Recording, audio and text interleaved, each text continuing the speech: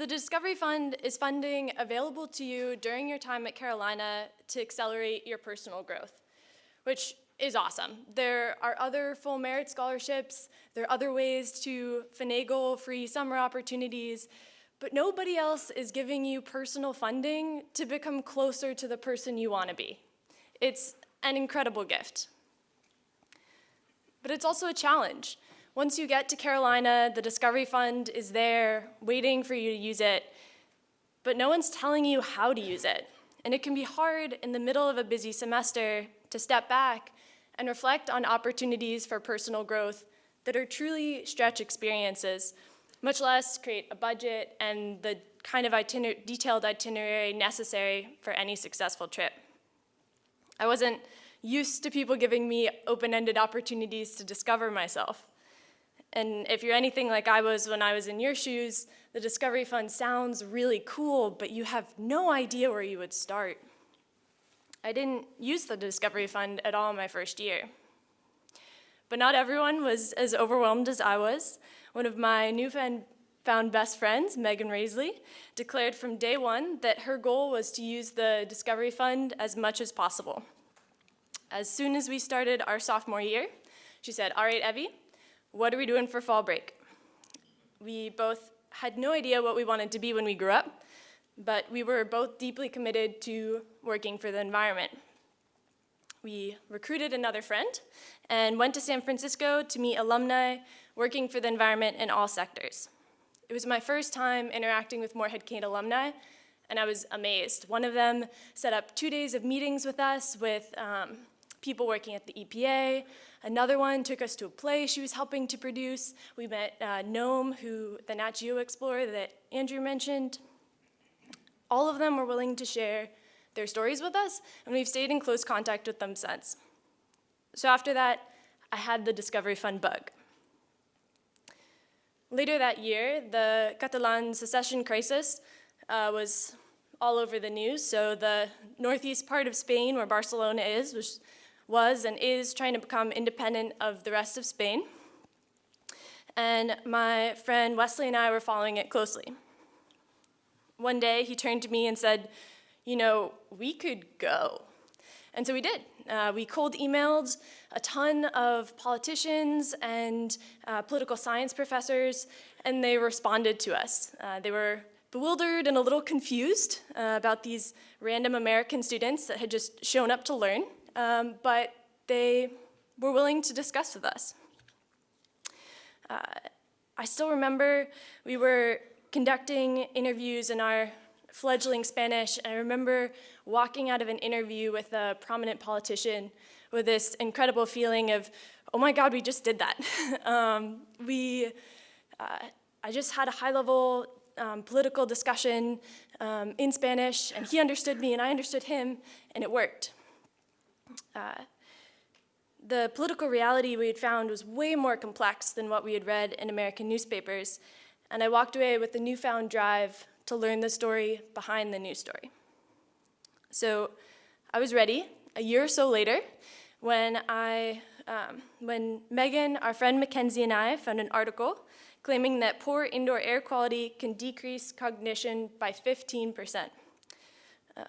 We were amazed by this figure and decided that we had to do a citizen science project about this. So about a month later,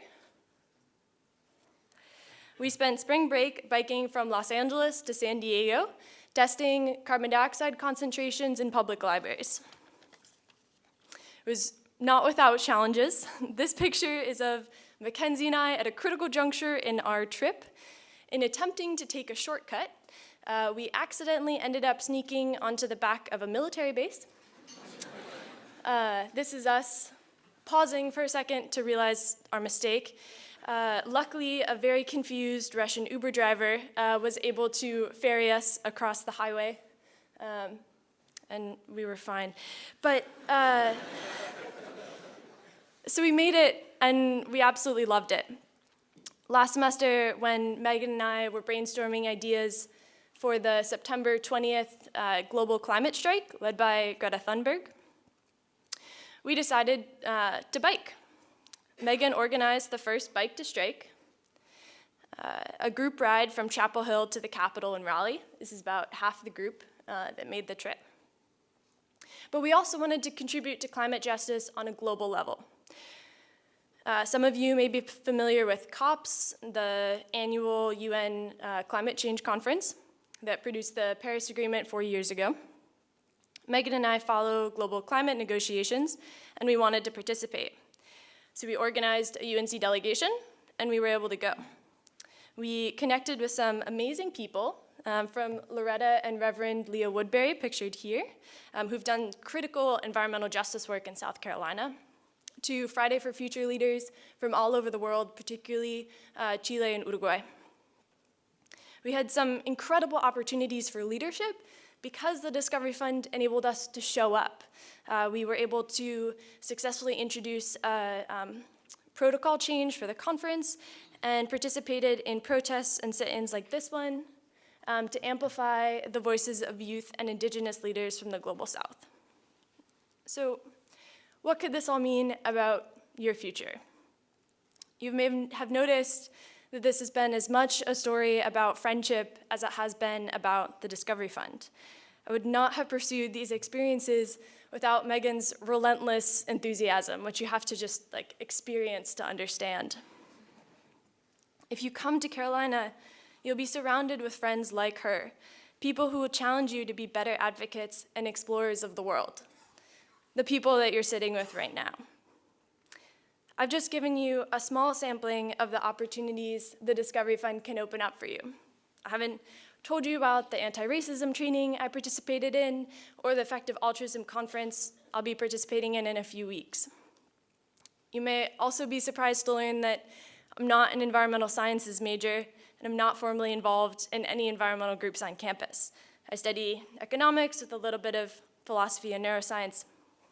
The Discovery Fund has enabled me to explore my deeply felt commitment to environmental and climate justice parallel to everything else. That's what the Discovery Fund is for, nonlinear exploration. And more than anything, the Discovery Fund has enabled me to practice creating and pursuing opportunities for personal growth all the time. I've gone from a whole year of no Discovery Fund to using it every semester. I fully intend to create a Discovery Fund for myself once I graduate. It won't be as generous, but it'll give me the structure to continue challenging myself.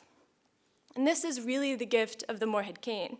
It gives you the resources to teach yourself, to practice the lifestyle of constantly challenging yourself to grow and better contribute to your communities. So, thank you.